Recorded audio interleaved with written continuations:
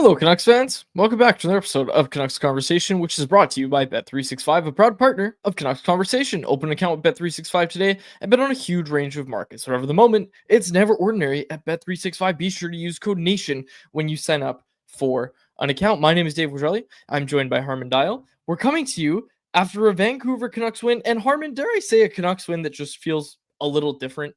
A Canucks win that feels like their most important one of the season. And we talked about yesterday how yesterday was probably the most important game the Canucks would play this season, to this point at least.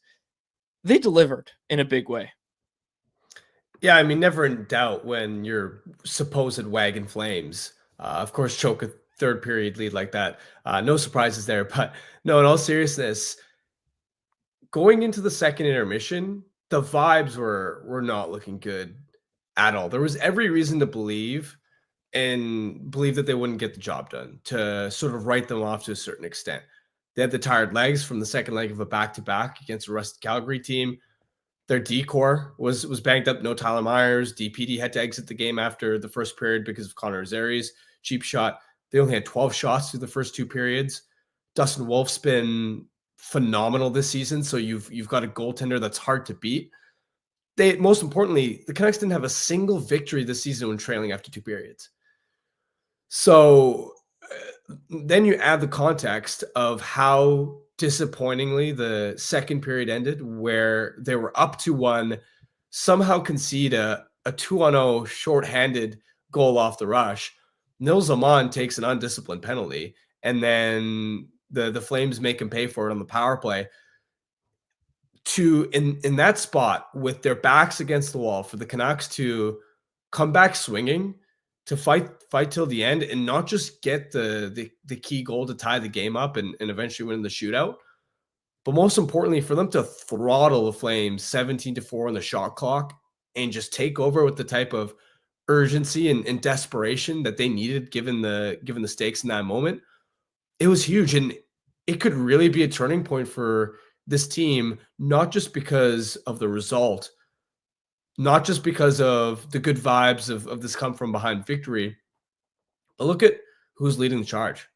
Elias Pettersson was the hero to tie the game. Silky smooth shootout goals. Well, Quinn Hughes returns to the lineup. He logs nearly 30 minutes. And we're gonna talk about this later, I'm sure. But he looked much more like the Quinn Hughes we've seen this season compared to the last time we saw him in the lineup, when he looked very restricted in terms of his physical health. So for your best players to look like your best players, to get that shot in the arm with Hughes back, Pettersson appearing to round into form, that's it's a massive statement come from behind victory. The following stats are courtesy of Natural Stat Trick, okay? And they're high danger chances for the Canucks, okay? At 5-on-5. It was 1 in the first period. It was 1 in the second period.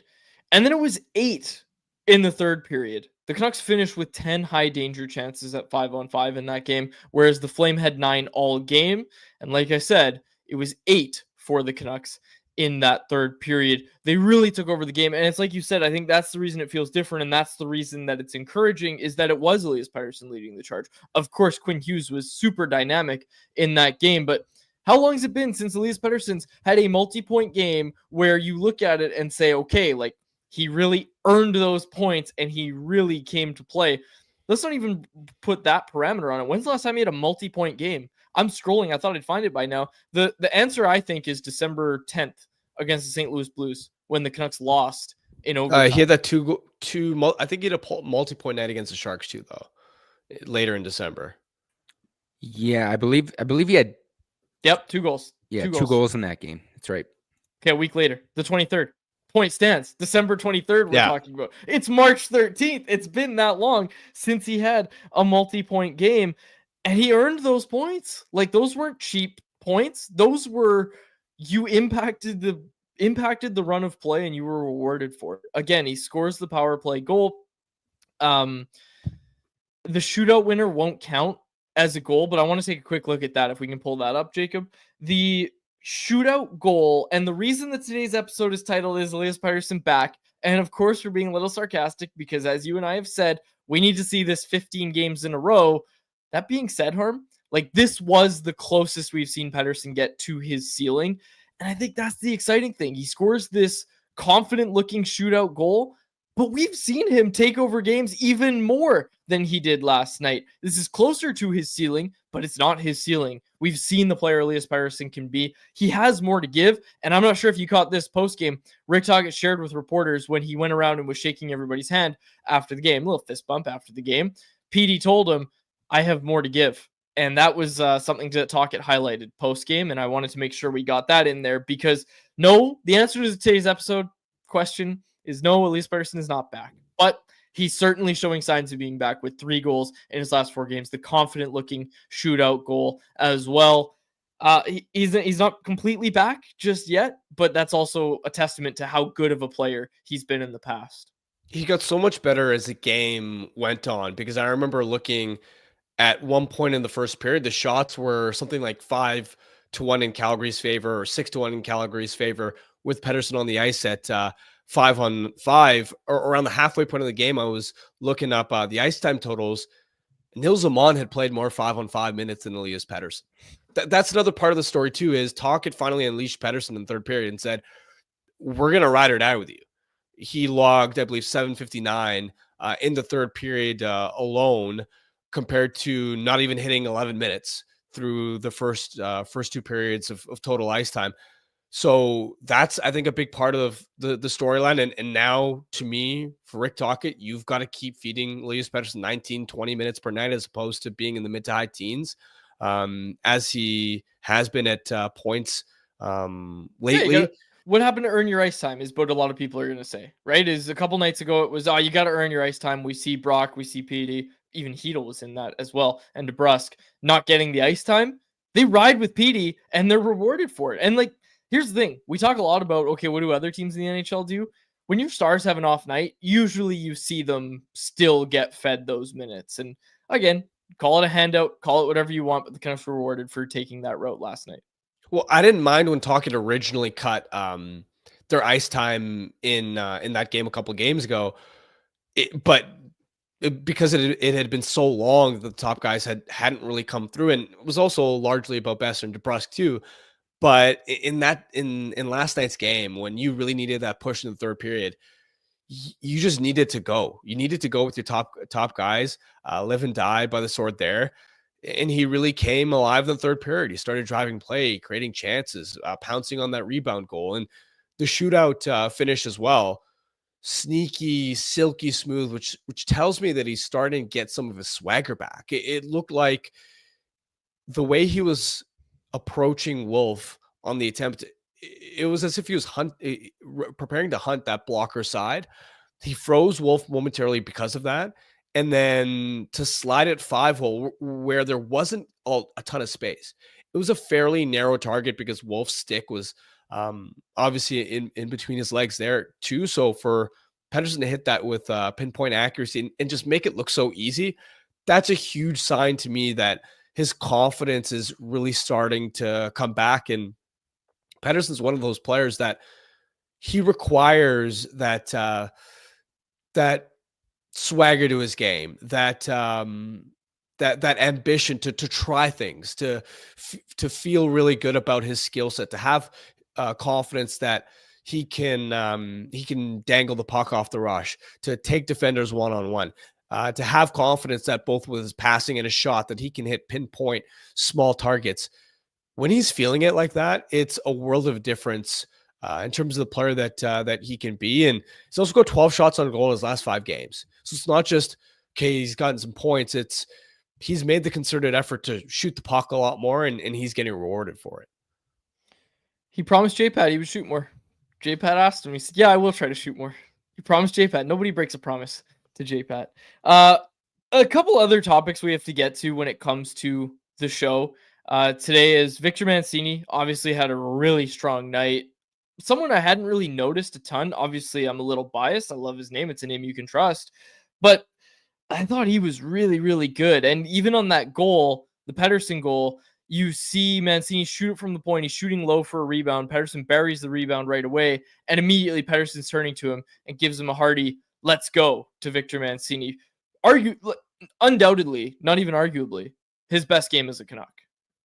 For sure. I mean, logging nearly 18 and a half minutes at 5-on-5 because Tyler Myers were out. The Canucks outshot the Flames 13-7, controlled 81% of expected goals, and were up 1-0 in terms of actual goals with Mancini on the ice at 5-on-5. And this is a crucial part too. His matchups weren't sheltered at all. He spent a fair amount of time head-to-head against Kadri and Huberdeau. You look at his skill set, he's poised with the puck under pressure. That's huge for a third-pair defenseman. He can be under heavy forecheck duress, and he doesn't panic. He doesn't just throw the puck up the wall. He doesn't give it away. He's able to sort of hold on to it and actually make the clean 10-20 foot breakout pass to ensure that the Canucks are exiting out of the zone with possession. He skates well for a 6'3" defenseman too.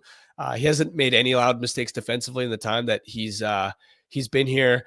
And now as well, to see in the third period his confidence growing in terms of what he could do offensively, getting some shots through, occasionally joining the rush a little bit.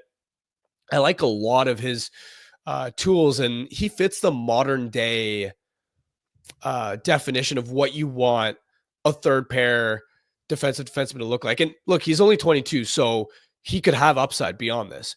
But the point being, in today's NHL, even if you're trying to be a big-bodied defensive defenseman, you got to have a well-rounded skill set. The NHL is too quick, it's too fast, it's too skilled, to where we saw it with Noah Juleson and Vinny Desharnais. You can't be that limited with the puck. There's got to be a baseline level of competence with how you handle the puck on breakouts. And also in the offensive end, you can't be a black hole. The only scenario where you can be a bit of a black hole is if you're elite in one capacity. Like Derek Forbort is an elite penalty killer. That's going to keep him in the lineup. And he's enough of a positive contributor defensively at 5-on-5 that he can get away with not being very quick on his feet. He can get away with not being the best on breakouts. But outside of exceptions like that, you've got to be able to, even as a defense first, big bodied guy, make plays. And I see the potential in Mancini to make plays. I found myself wondering what his ceiling is, because you just brought it up. How many times have we seen third pairing defensemen come through Vancouver and they're like 26, 27? You're like, at that age, like, you are what you are. They might be able to squeeze a little bit out of you with coaching, right? Might be able to turn it around a little bit. But at the end of the day, like, you are what you are at that age. Victor Mancini is not that old. Victor Mancini, 22 years old.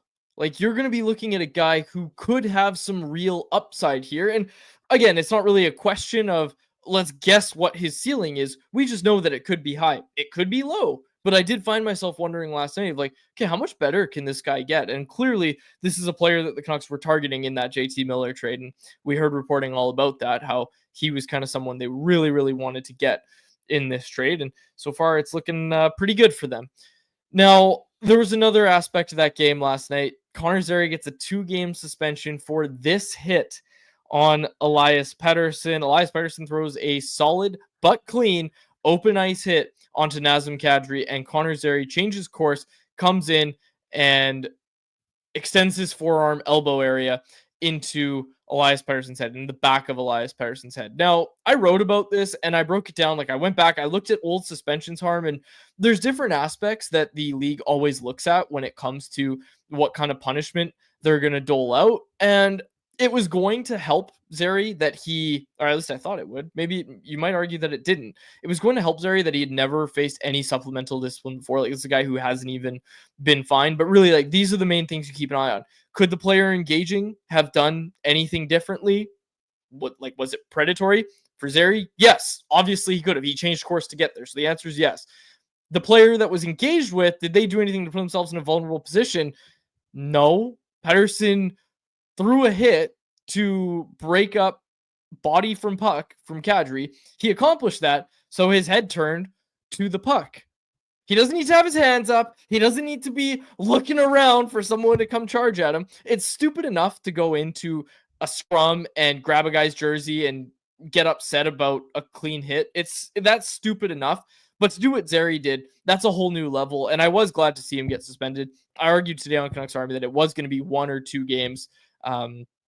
At the very least. And I was honestly, I was a little bit surprised to see that it was 2 games. I thought, just given that Zary's never been suspended before, I thought it was going to be 1 game. But again, when you look at the other factors that the Department of Player Safety often looks at, like, was there an injury on the sequence? Yes, there was. Was there an appropriate consequence handed out in game? No. Like, if the officials gave him 5 minutes here, or they gave him, a game misconduct, he's out for the rest of the game, the officials or the league might look at that and say, okay, well, like, that's your 1 game suspension because you missed most of that game.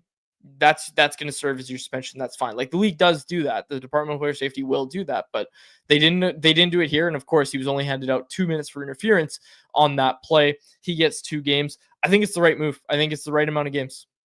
It was predatory. It wasn't anything close to hockey play. Yeah. Right. He didn't have the puck. It was clearly retaliatory. There was intent to injure. It 100% deserved a suspension. People in the chat are asking if we have an update on DPD. I reached out to the Canucks. They said there's going to be an update coming tomorrow. Team day off today, so no update on DPD. But and not to put words in anyone's mouth or anything, but usually, like, because, and I'm not sure, so maybe I shouldn't even say it, but usually, like, if a player had to be, like, rushed to the hospital, the team would put out an update after the game and be like, oh, like, he's getting treatment at the hospital. I don't think there's anything like that going on with Pettersson after that. But we'll get an update tomorrow. We'll see. But yeah, for those wondering, like, I'm pretty sure he's okay at his core. Like, I don't think this is going to be a, anything super, super scary. You might have a concussion. Obviously, you got pulled by a concussion spotter, but hopefully it's a speedy recovery for Elias Pettersson. We'll find out more tomorrow. I didn't like the response. I did like Nils Höglander diving in there and going after Zary, and I guess, like, Brock Besser's on the ice, Elias Pettersson's on the ice. What are you really expecting those guys to do?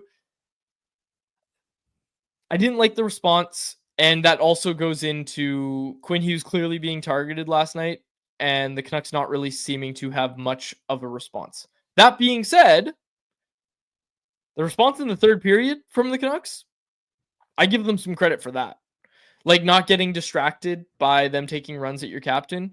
Like, what the Canucks did in that game is going to be what they have to do in the playoffs. The only difference is that they're probably not going to face the Calgary Flames in the playoffs. It's going to be much tougher opponents. It's going to be tough to win the games that way, but they really did show up in the 3rd period. And I looked at that as them rallying around Hughes, rallying around DPD, more so Hughes. But I did look at it that way and say, like, these guys just played the night before. And I think that's what made it so impressive, that 3rd period comeback. Not only that it was the first of their season, but that it came on the heels of a back-to-back, their 2nd back-to-back game.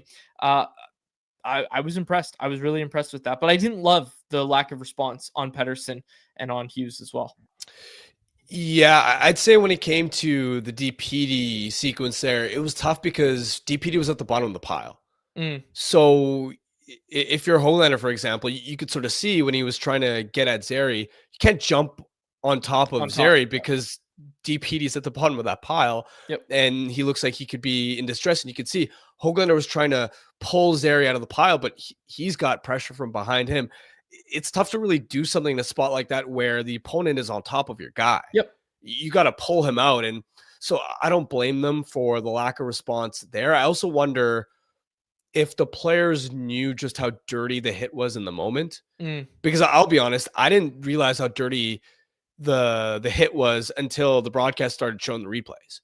Like, you could tell, okay, Zary sort of jumped DPD, but I couldn't tell in real time. And this is part of the reason that Zary probably didn't get 5 in a game, is in real time, I couldn't tell that he'd thrown his forearm or elbow and that it was a headshot. So I wonder if part of that, I don't blame them too much for not going harder at Zary. The Quinn Hughes stuff is a little bit annoying, though.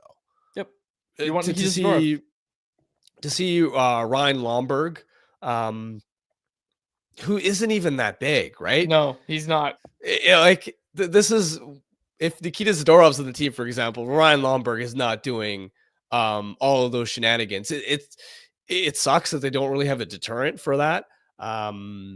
they struggle, right? When Corey Perry was taking shots at Quinn Hughes, when Pierre Dubois was taking shots at Quinn Hughes, the Canucks need to realize that teams believe that it's open season on Quinn, especially now that he's banged up. I don't like how easy it's been for some of these opponents to get away with getting extra hacks at Quinn.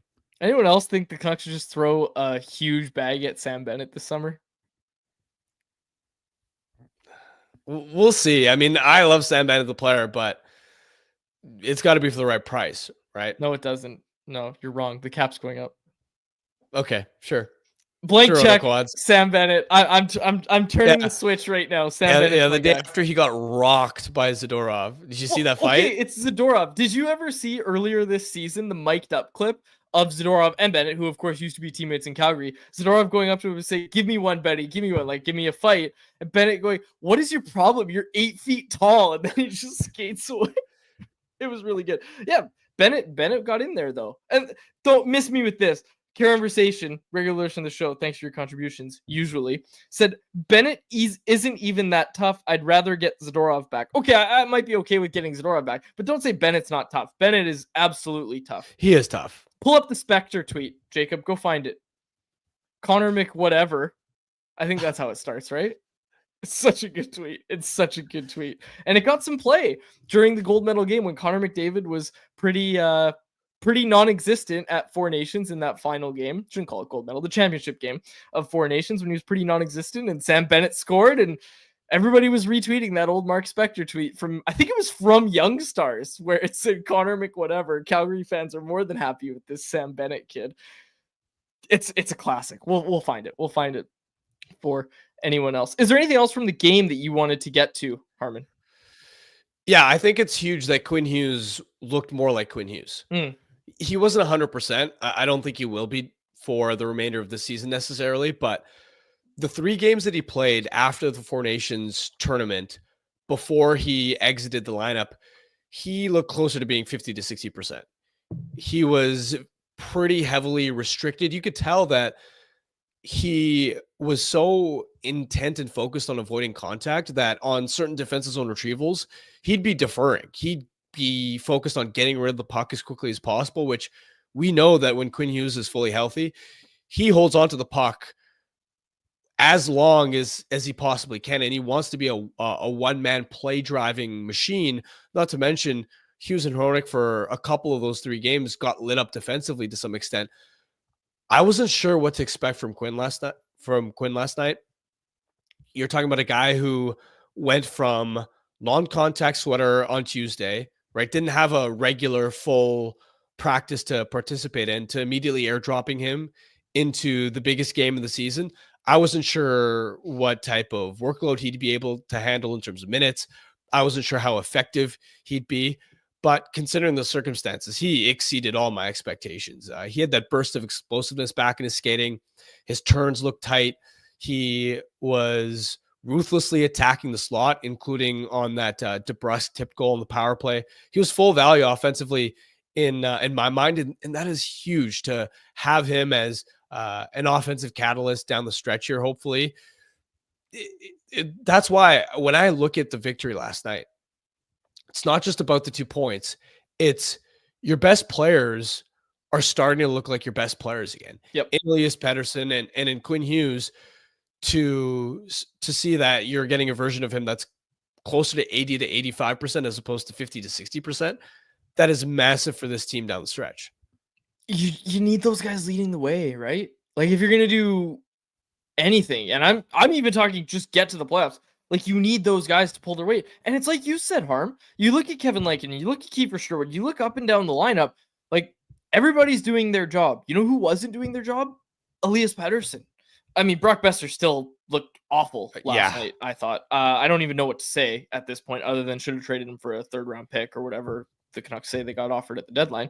I don't even know what to say about Brock Besser. And this is a pretty positive show, so I don't want to make it about Brock Besser, but he's got to get going here soon. But it was a good game for Elias Pettersson. You need those top guys. I'll also say this, the biggest winner from last night's game, Rick Tocchet.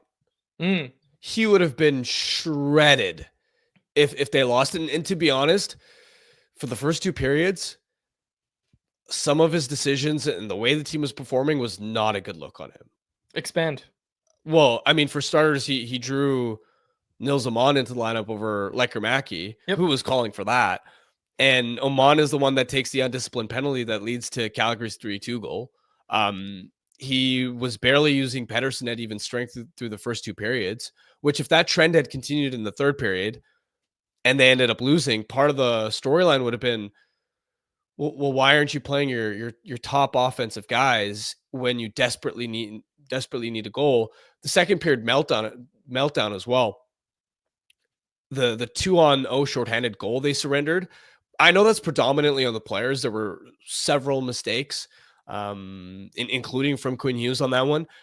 But that's a Bruce Boudreau era level defensive. Just what the hell happened there, right? And that's the type of stuff that Tocchet had coached out of this team. And so to have a breakdown like that in the biggest game of the season, that would not have been a good look on Tocchet, in my opinion. I especially only 12 shots through the first two periods. I'm telling you, man, if the Canucks had lost last night's game in regulation, the pitchforks would have been out for him. He's a massive winner out of the Canucks getting those 2 points coming from behind. We're going to preview the game, Saturday's game, excuse me. We're going to preview that, but shocker, these games all really mean a lot. So there's going to be a microscope on the Canucks. So far, so good. Obviously, you would have liked to have gotten the, make it a 4-point game completely, but obviously the Flames pick up a point and, they're tied in the standings. The Flames have a game in hand, so it's not great, but they still got the 2 points, which is what the Canucks needed to do last night. Again, you wish that they didn't give up the point, but given the circumstances, given that they had to make a third period comeback here, you're happy with that result for sure. Anything else you want to get to? We're going to do Family Feud, and then we're going to do anyone else. Nope. All right. So before Family Feud, I want to tell you about Pacific Toyota dealers who want to tell you about the 100% electric Toyota BZ4X. An SUV packed with plenty of space, the BZ4X is backed by the peace of mind that comes with knowing you're driving a Toyota. When you choose the BZ4X, you can get up to $6,500 in rebates and incentives, and now you can finance a 2025 BZ4X from 3.29% APR for 36 months. Visit shoptoyota.ca or your local Pacific Toyota dealer today. And don't forget about that contest, the grand prize of which includes 2 tickets to the Konica Minolta Champions Club at Rogers Arena for the April 6th game between the Canucks and Golden Knights, along with 2 Canucks jerseys. If you want to win, all you have to do is check out the link in our episode description or follow Toyota Pacific on Instagram and Facebook at Toyota Pacific for your chance to enter. The contest is open only to residents of BC and Yukon who are of the age of majority. Make sure you sign up for that. Costs nothing. Got a chance to win.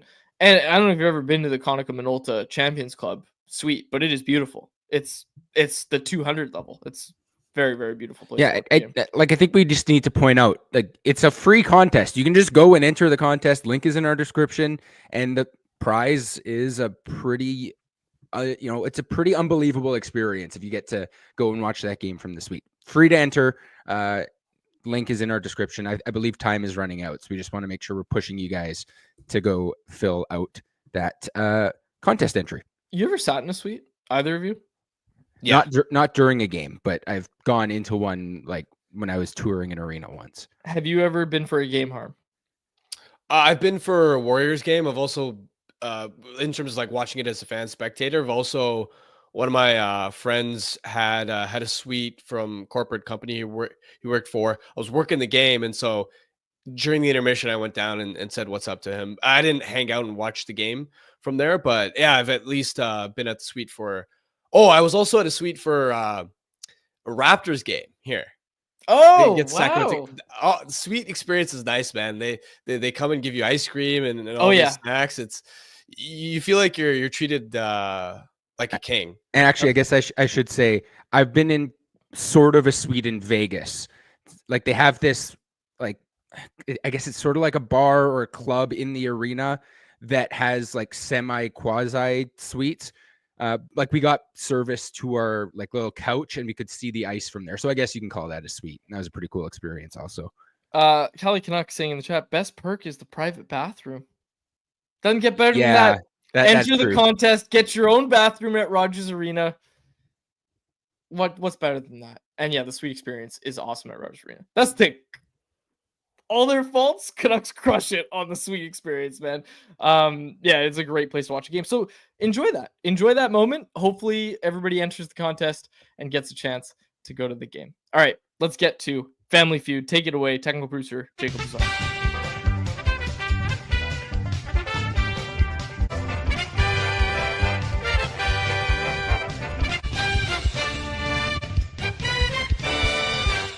I'm your man, Jacob Lazar, and I'm doing a face cam today. We're going to try this out, see how it goes, as it's time for another edition of Canucks Conversation Family Feud. You guys are on a winning streak, and I've tried to make these a little harder to stump you. We'll see how it goes. I don't know. I feel like you guys are going to get there today again, but hey, fingers crossed I can come back and break up your, I believe, 5 or 6 game winning streak now. Yeah, it's a few. Yeah. All right, Quads, you're going first. I will remind you again of your rules. You're going to have 25 seconds on the clock. Your timer will begin when I finish reading the first question. If you can't think of a response, just say pass, and we'll get back to it at the end. David Quadrelli, are you ready? Yes, sir. Assuming he retains rookie eligibility for next season, where will Jonathan Lekromacki finish in Calder Trophy voting? Third. To the nearest 10, how many NHL games will Tom Wielander play next year? 70. Name a Canuck who wore jersey number 23. Jonathan Lekromacki. Name a Canuck past or present named David/Dave. David Booth. Post deadline, who should be the Canucks' #1 free agency target on July 1? Sam Bennett. There you go. I'll give it to you. I tried to yell it before you even finished reading the question. All right, I'll tally up your score. You can get Harmon's attention. Yeah, I don't love. Yeah, no, I think I did okay. Harm, can you hear me? Excellent. Probably 180 points, but I'm not sure. I'm just kidding. That was actually pretty tough. That was a tougher one. You did well though, Quads. You got to 115. Oh, good. Okay, great. All right, Harmon, are you ready? You're going to need 85 points to secure. I want to say you guys were 10 and 11. So, or no, you guys were 10 and 10. So this will be for your 5th straight win. If you can pick up 85 points here. Let's do it. All right, Harm, you're going to have 30 seconds on the clock. Your time will begin when I finish reading the first question. If you can't think of a response, say pass.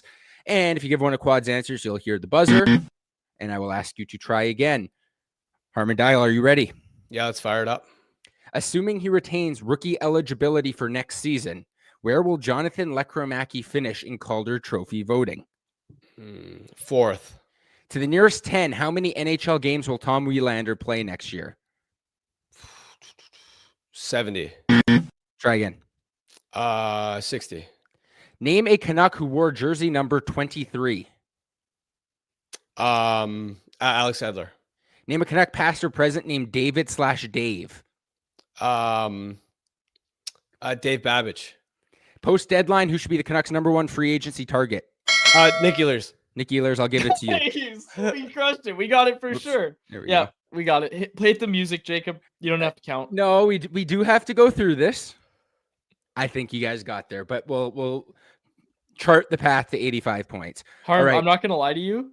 As Jacob counts this, if you had said David Booth, you wouldn't have got to the final question because I said David Booth, but you said Dave Babbage. So we got the 1 and 2 there for sure. Fire. Yeah, you actually did. All right. So assuming he retains rookie eligibility, where will Lekromacki finish in Calder Trophy voting? Quads, you said 3rd. That was the #3 answer. Harm, you said 4th. That was the #2 answer. #1 answer was outside of the top 5. Wow. Okay. And it was the overwhelming #1 answer with 41 points. Wow. To the nearest 10, how many NHL games will Wielander play next year? I kind of screwed up the range on this, but I've made it work. I've assigned you guys points. So Quads, you said 70. So that range, I gave you 38 points. Harm, you said 60. That's the #2 answer with 33 points. So you guys got 1 and 2 there. You only need 33 more points to get the win. And you're going to get it right here on this question. Canuck who wore jersey number 23, Alex Edler, number 1 answer, worth 44 points. So voila, you guys are victorious. What did Licker Mackey get? Only 8 points. He was the number 5 answer. Wow. And I was hoping because he was in that first question, it might stump you and you'd end up with the lower response. And it did, but Harm made sure to pull out the number 1 answer. Other big answers were Oliver Ekman-Larsson, Thomas Gradin, Elias Lindholm, Martin Jelena, which Jelena would have been fitting considering it was Canucks Flames last night. Name a Canuck past or present named David/Dave. You guys got the number 1 and 2 answers. Babbage was number 1 with 38 points, and Booth was number 2 with 31.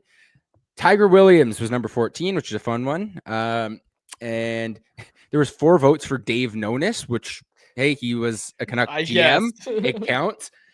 Finally, and on this one too, you guys managed the number 1 and number 3 answer. Nick Ehlers was number 1. Sam Bennett was number 3. Mitch Marner was the number 2 answer. Don't really know about what the fit would be there. Brock Besser, number 4. Jonathan Drouin, number 5. Yeah, this must have been easy. Harmon alone hit 168, going That's second. Awesome. That's so great. Harmon absolutely deserves props for that one. And yeah, 283 total. Please go vote in the next survey, everyone, and try and come up with some like really obscure responses so we can beat these guys. That's not how it works. Do you think Steve Harvey goes out on the street and says, "All right, y'all, give me a crappy answer"? No, that's not how it works. No, the actual Family Feud loves the obscure answers. They love like the weird stuff because then Steve Harvey, when he's presenting, gets to give the camera some like blank stare with his mouth open. Like, how is that up on the board? So right. You might be onto something. You might be onto something. All right, guys, good win. And you know what? Before the show quads, I was saying, hey, we might need to come up with like a bet. If you guys win, like if you guys are above 500 at the end of the season, then you win the bet and I have to have a punishment or vice versa. But I don't know if I even want to suggest that officially now because I don't know if we can catch up to you guys. You're winning too much. So I don't know. We'll see. Chat, let us know what you think. Should there be a punishment for whoever wins, quote unquote, the Family Feud total this year? Chat is furious with you, Jacob. And why are they furious with me?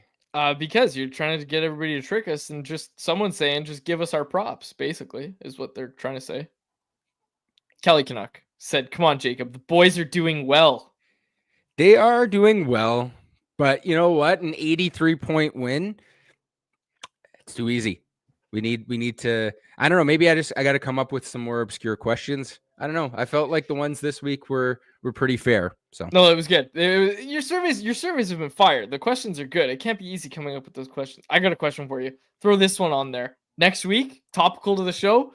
If you could have any Canuck enforcer, past or present, well, not present, but any Canuck enforcer in their prime and add them to this lineup, who would it be? It's a good one. Nikita Zaharov. We already have some responses for next week, but we can add that on to a future. There you go. Dr. Huss saying Family Feud isn't about tricking. Respect the game, Jacob. Respect the game.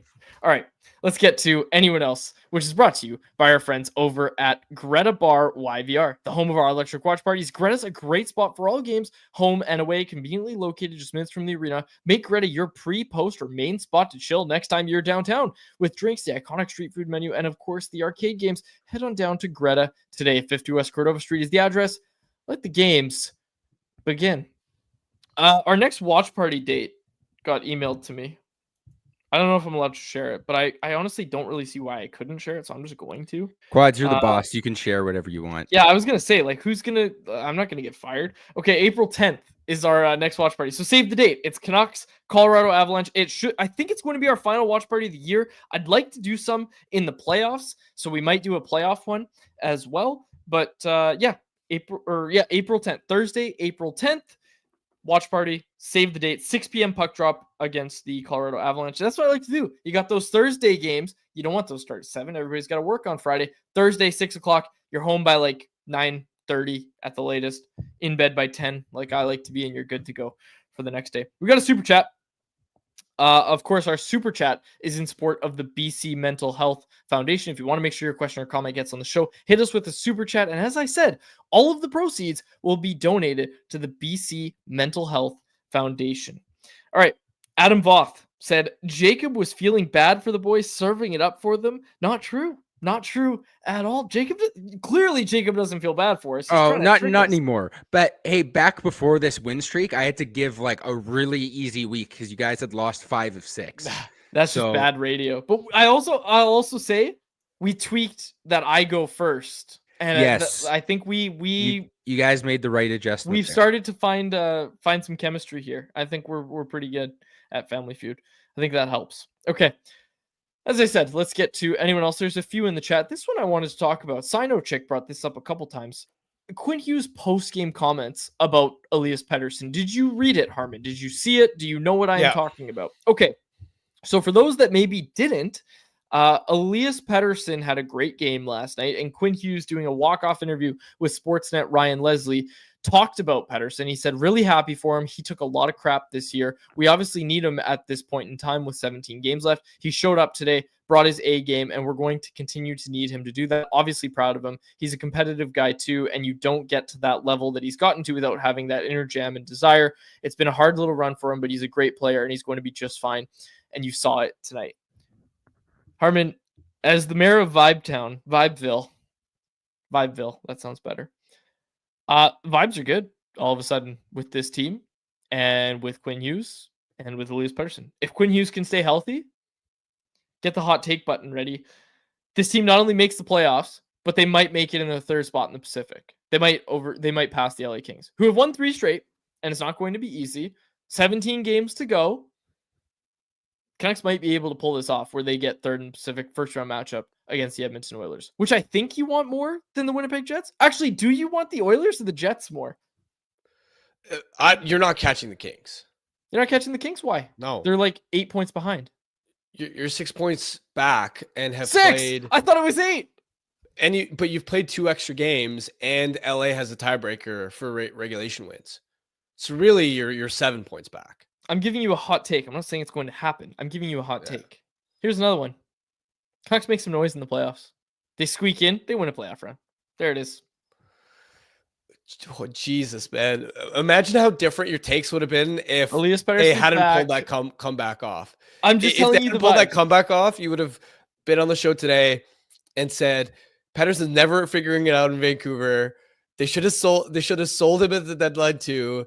This team is gonna miss the playoffs. That's it. They're cooked. They're done. None of that happened though. I'm giving you the vibes, man. I don't get to choose. Hey, I'm right there with you in terms of believing the vibes are good right now. But do you know what let's this not is get sounding carried like? away. Do you know what this is sounding like? Sounds like you what? telling me, oh, let's not get carried away about the Calgary Flames after 5 straight wins. Exactly. Season. It's the Calgary Flames. I was gonna say something bad, but I don't want to get clipped.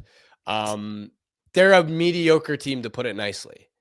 Yeah, but they're literally the lowest scoring team in the NHL this season, and they're somehow in a playoffs. They're somehow in a playoff spot only because of just Dustin Wolf. Yeah, but what did you say yesterday? That I was right. That I was right about it, and I told you it was the vibe. I mean, yeah, you're right. You were more right in terms of them hanging around the playoff race, but that's more about Wolf than the Flames. 2 months from now, when the Canucks are in the Cup final, you're going to be saying, wow, you were right, Quads. Who could have seen that coming? Your fraudulent Flames decided to park the bus. Or we're a gritty team. We're just going to block a lot of shots. That wasn't even parking the bus. That was just them not knowing how to hold on to a lead. That was crazy. Like, seriously, I know stop playing. Yeah, the Canucks came pressing, but the Flames just didn't know what to do. It was literally like they thought, you know what? I bet you they did think to some extent that, oh, these guys, second of a back-to-back, we've got a lead on them. I'm sure the Flames know the Canucks aren't exactly great at coming back in third periods. Like, the Flames definitely took their foot off the gas pedal, but I'm sure there was a sense of, we've got this among the players. There had to be. Again, the Canucks played the night before. The Flames were well rested. There had to be that sense of it.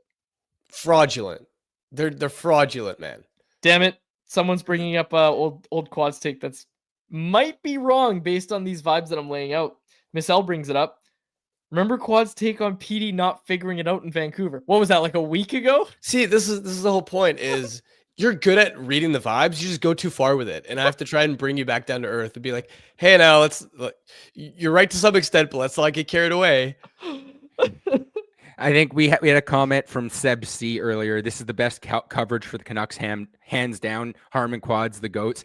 And I think, Harm, you just outlined exactly why you guys work so well together, because Quads will go off on some absolutely obscure take and you'll rein it back in, and you guys will settle on something so reasonable.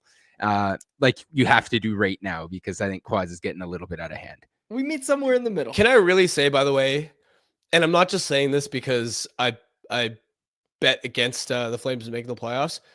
What a travesty for the sport if the Calgary Flames make the playoffs. Yeah, you think the Canucks would get beat down by the Winnipeg Jets? Like, okay, probably, but no. Sorry. I'm saying the Flames would get beat down. Sorry. Oh, way yeah. Worse. There are maybe like 2 or 3 goaltending matchups in the league that the Flames are losing right now, and that's one of them. Well, it's also just I'd so much rather see the Canucks or Utah in it.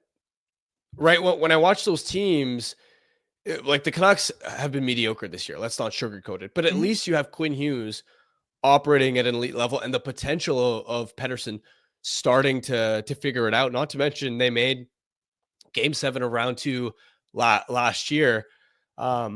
Utah's fun and exciting to watch. I'd rather see one of those two teams in the playoffs than the Flames. And I'll be honest too, this isn't a shot at a team that was expected to be bottom feeder, surprising in the playoff hunt, that I've got something against teams with that profile, because I've said for so long that the Blue Jackets are really are legit. Like after the 30-ish game mark, the few times I watched them play, looking at their underlying profile and how dynamic they were offensively, I was banging the drum as far as I really hope they get into the playoffs. They're such a fun team to watch. They're extremely entertaining. If you're, and everybody, myself included, expected the Blue Jackets to be a bottom 5 team in the NHL this season. So it's not about, a team that should be rebuilding or should have been bad when they come out of nowhere, that they don't deserve to be there. It's just that the Blue Jackets are actually good, and the Flames are a pretty bad team being propped up by insane goaltending. We got a super chat here from Kevin Smeltzer Music. He said, "Call me Mr. Optimistic. Didn't I tell you guys the Nucks would win last night? If Elias Pettersson stinks it up this weekend, what's the take then? We'll see." But speaking of calling it, what did I say about a goal total last night, Harm? Just got to take another victory lap real quick. Yeah, fair enough. Called it. I was worried you'd jinx it, but you didn't. Called it. I think I might start betting on the Canucks again. I think I might do that as my bet of the day from here on out. Maybe I'll do it. Maybe I won't. We'll see. Maybe not Canucks money line, because that seemed to curse them. Before we get to our Bet365 bet of the day, there's a couple things I want to get to. One of them is just a really nice comment from Cam Horwath, who said, "Most entertaining podcast in hockey. As an Alberta-born Canucks fan living in oil country, this pod gets me through the last hours of my workday." That's super nice, and I appreciate that. That is very nice to read. This one from Conversation. My hot take. I like when people give me their hot takes. Give me your hot takes, folks. Drop your hot takes in.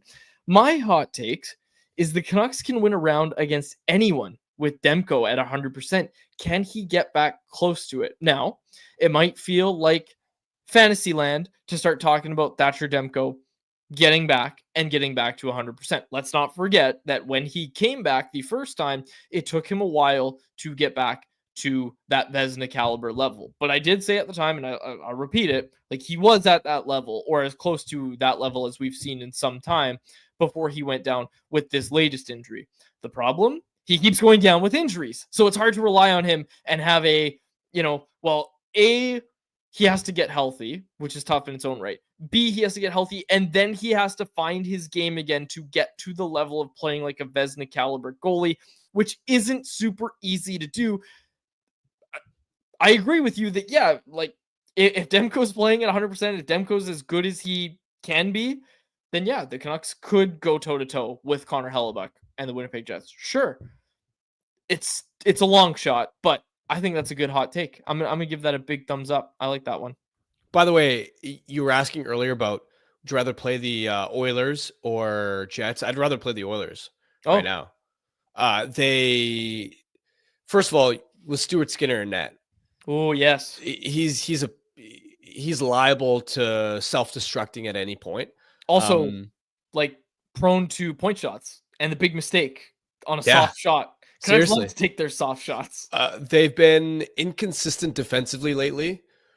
They still aren't a particularly deep team after McDavid and Draisaitl. They've been scuffling lately, not playing their best hockey. I would rather play the Oilers right now rather than the Jets.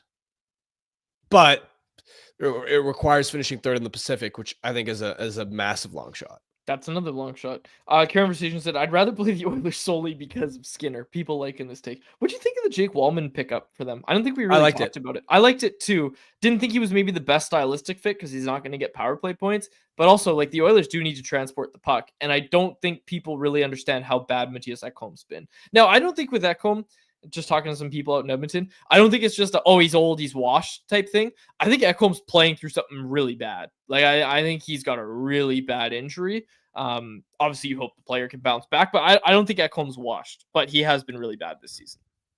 Yeah, they also just needed the puck moving in their bottom four. Yep. A lot of people will sort of look at the Oilers and suggest maybe they needed more of a defensive defenseman, but with the Nurse CC pair last spring, which the Canucks absolutely exploited, the biggest issue was they couldn't transport the puck out of their own end. You forecheck them hard and they'd give the puck away. Wallman, with his skating ability, the impact that he has on zone exits is a massive help there. Plus, from the defensive side of things, he's used to playing top competition. He's used to getting the hard matchups in a top pair role against the other team's star players. On Edmonton's blue line, he can play softer matchups, which will aid the defensive side of his game to where he's not going to be a liability from that perspective. So it also gives them the luxury of playing Brett Kulak on the right side full-time with Darnell and Nurse if they want. That's sort of what they needed this season, is when you looked at their back end, is another Brett Kulak type player. And that's what Wallman essentially is. He's Brett Kulak with even more offense and a little bit more of a physical edge. Couple comments on Mancini that I wanted to get in here. This one from Karn. He said, Mancini's been a really nice surprise. I was worried his puck handling would need a lot more work, but he has handled exits nicely. Sky Training Canuck Alfred said, no wonder Rangers didn't want to give up Mancini, but unfortunately, they ultimately did. Yeah, he's looked like a revelation for the Canucks here. I really like what I've seen, and especially that last night's game was so good. And Miss L on the Oilers said, when Nurse is your best defenseman, that's a problem. Yeah, Bouchard, also another guy who's taken a bit of a step back. The vibes don't seem right with the Oilers this year. No, they don't. They really don't. And it's going to be tough for them too with how deep the Western Conference looks this year. So on that point, I want to pose to you guys, which Canadian team's going to go farthest in the playoffs? Right? Canucks. Vancouver.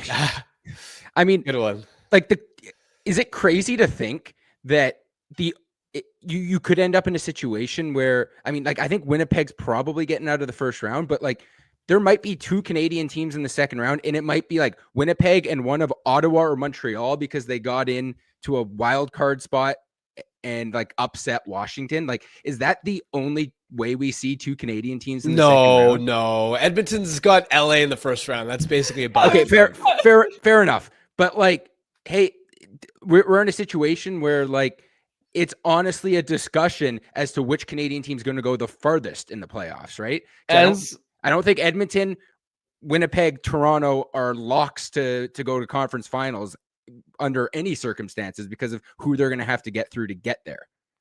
As Jacob was talking, I was like, is he going to work in Montreal Canadiens being the team that go the deepest in the playoffs? Hey, they're 1 point out of the second wild card spot. Just saying. Hey, did you see Montreal as an 8 seed has beaten a President's Trophy winning Capitals team in the first round of the playoffs before. I'm just saying. It happened back in 2010. So, hey, anything's possible. For those that are curious, I've been to Jacob's house. He has a framed photo of Patrick Waugh in his bathroom. It's actually framed hockey cards of Patrick Waugh and Carey Price. Yes, that's right. And I think it's great decor. I do really like it. In the bathroom? You know what, Harm? I'm not gonna lie to you. Jacob's got some good interior design. Like I said, I believe that. Been to his house, and they actually go kind of nice with the color of the bathroom. Jacob, pull up a photo of your bathroom. Yeah, I'm just gonna have that handy. Sure. Hey, you know what? I like the color with the cards. It goes well. It actually. How much convincing did your wife need on that one? So My wife gave me 2 areas. I guess I get 3 areas. I have right above the TV. I have some Star Wars movie posters. I have my desk area in the corner, and actually I guess I can just turn the video back on People so have that seen that. people can see. I got my jerseys. I got my brand new Ed Jovanovski jersey up here now too.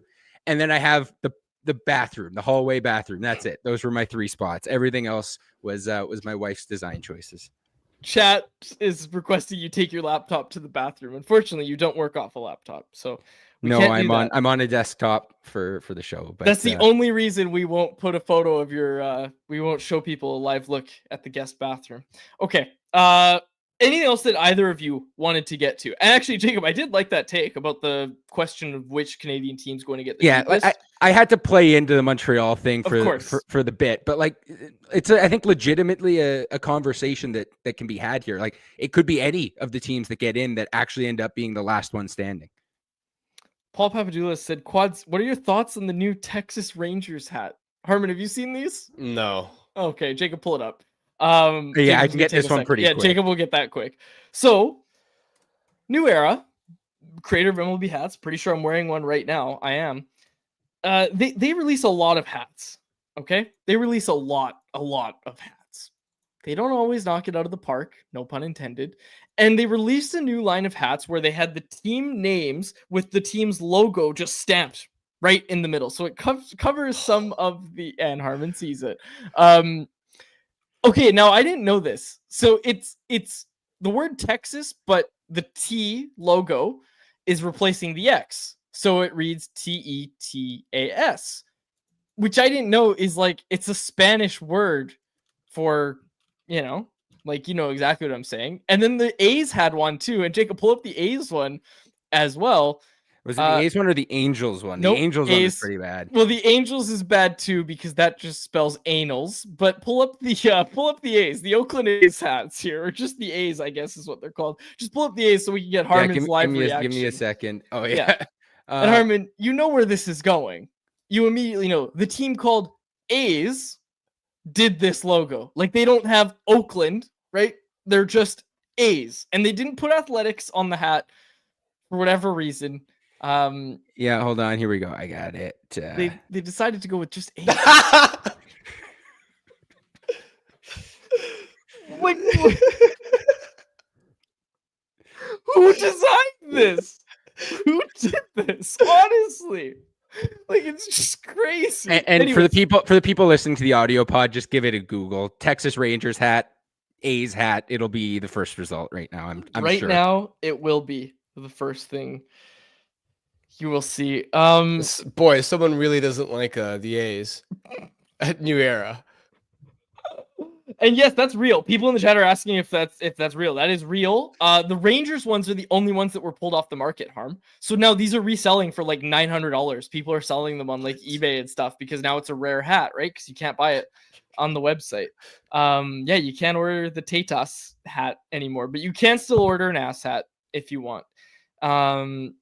Okay. Conversation saying my hottest take is that they knew exactly what they were doing. I saw this theory as well, that they were like, New Era has like 180 pages of MLB hats. So you go, oh, is this real? I'm going to go look at it online. And then you say, oh, okay, that's a couple more that were. I did not see the Ash hose. That's Yeah. really good. That's a good one. Other than the Mariners, the entire AL West was just. These are terrible. Yeah, they don't look good. But anyways, that's the to Conversation's theory that people are going to say, oh, this is crazy. I want to go look this up. And then they look it up and they're on the New Era site and they go, oh, this is a nice hat. It may not say anals on it, but it's a nice hat. I'm going to buy this hat. That's a decent theory. Yeah, it's just, it's crazy. Honestly, it's got proved. It's crazy. But anyways, yeah, people are saying like this has to be on purpose. I don't know. I honestly don't know if it was. I buy into the theory a little bit, but like, I don't know. I don't know if it's entirely intentional. But like there had to be Spanish-speaking people that saw the Texas Rangers one. The right? A's like one. Why was there a second S added? Because it's an apostrophe, and then because they don't go by a, or don't they still? So go this by is this is actually a different line of hat. This was from last year's line. So it's been 2 years. And yeah, so this one, it's just the A's logo with different effects put on it, but just of how it lined up, it happened to say ass. Their version from this past one just looked really weird because it said athletics with A's on top. It didn't say anything vulgar. It just looked dumb. But this one was actually from last year's batch, which means they've done 2 years in a row where they've made this mistake. So to the people's point where it's like, oh, this has to be on purpose. Yeah, I believe that now. 100%. Do you know what I really like? And we're going a little off the rails here. Conversation said, this is the most quotable episode ever. I'll tell you what, fellas. This feels like vintage Canucks convo, where usually we spend the first 10 minutes of the show, but it sounds like we're spending the last 10 minutes of the show just talking complete nonsense. I'll tell you what. Have you seen this where minor league baseball teams will go to alter egos for like 2 weeks? Have you seen this, Harm? No. Okay, well, I know Jacob has. Jacob, just pull up whatever you want. I'll I'm sure find a you couple. can think of one. The Vancouver Canadians, for example, are going to play as the Milkmen for a couple. Or the milk drinkers? What are they called? Hold on, I'll find it. Jacob, you keep doing your research. But they do alter ego things. So they sell a different line of hats, different jerseys, and they're really fun. It's usually really fun. Hold on, I got to find this. I think they're called the milk drinkers. Hang on. Vancouver Canadians. All right, this isn't it. I don't want to share what I found. Okay, anyways. I got it. It was the Oat Milkers. Oat Milkers. That's it. Yeah. So I'm just getting a photo here from the Vancouver Canadians. This was last season. Yeah. When for a game they played as the Vancouver Oat Milkers. There you go. Oh, wow. That is. It's cool, right? I don't know. What, you don't like it? No, it's just jarring. Oh, come on. It's cool. They do alter egos, and there's different ones too. Like they go with very obscure names. Oat Milkers? Really? Yeah. Well, there's like the Trash Pandas, but that's a normal one, right? That that's is like a regular team. team That's a name, normal yeah. Rocket City Trash Pandas. What? I just saw a really obscure one. Hold on. Also, someone in the chat put this in. Cali Canuck, you guys are making me late for the gym, but it's worth it. Oh, here we go. I've got one. Fresno, who I forget what their actual name is, but they have been the Fresno Tacos for Tuesday home games for Taco Tuesday. Like yeah. It would be the Fresno Grizzlies, I think. That normal team. Yes. Yeah. I've played MLB Road to the Show. I know all the minor league teams. But yeah, like that's fun, you know? That's Fresno that's the Tacos. concept here. Yeah, I love it. We really got off the rails. We should probably wrap it up. Jacob, I don't know if you have time for this request. I don't think you've done your bet of the day either. So make sure we get to that before we're there. Conversation said, Jacob, please pull up the giant baby in an ass hat. We'll work on it. And Umblebee, yes, said just need the giant baby to round out this episode. Make it a complete one. Claire, Canucks is so lame. I wish our team was the Vancouver Milkers. Oat Milkers. Speaking of giant babies, Rasmus Anderson. Dude is just angry all the time for no reason. And not just in last night's game. He's just always angry or upset about something. And I like the edge that he plays with. But sometimes it's just like, really, dude? Did they think Quinn Hughes was embellishing there? Like, seriously, what was the thought process when Ryan Lomberg? I think they thought Hughes was embellishing. Which I don't think he was. The evil Quinn laugh on the bench, by the way. That was good. That was good. That was good. All right. We have to close tell this Rasmus out. Anderson hates the Canucks, though. Oh, yeah. And he said as much, too. He hates the Canucks. He hates the Oilers. And to think, I was sitting here every day saying, bring him home. No more voicemails to Craig Conroy. No more voicemails to Craig Conroy. Because I'm not allowed to. Yeah, the chat's going way off the rails. We can't read anything that's in the chat at this point. So we're going to close out the show with our Bet365 bet of the day, which I won last night. This, of course, is brought to you by Bet365. Let's look at this line. Okay. All right. New Jersey Devils are hosting the Edmonton Oilers, and we've just talked about the Edmonton Oilers' struggles. Devils are the underdogs tonight, and I am taking them to take care of business against the Edmonton Oilers. You can get the Devils money line at plus 115 odds, and that is what we are taking for our Bet365 bet of the day. Open an account with Bet365 today. Bet on a huge range of markets. Whatever the moment, it's never ordinary at Bet365. Be sure to use code NATION when you sign up for an account. Must be 90 plus to play. If you choose to play, please play responsibly. All right, folks, we'll be back in studio tomorrow. Stephen Ellis joins the show tomorrow. He'll be telling us about NCAA free agents the Canucks could sign and some more topics as well. Stephen Ellis, of course, the prospect guy over at dailyfaceoff.com. And for those on the live show on YouTube, you see the giant baby in an ass hat. That was a really, really fast Photoshop, Jacob. Nicely done. Nicely done. We'll wrap it up there for my co-host Harmon Dial and our technical producer Jacob Lazar, who is working overtime today. My name is Dave Woodrelli. Thanks so much for this episode of Canucks Conversation. Canucks Conversation is live Monday through Friday, every weekday at 2 p.m. over on the Canucks Army YouTube channel. Make sure you like, subscribe, and interact in the YouTube live chat every day with us, folks.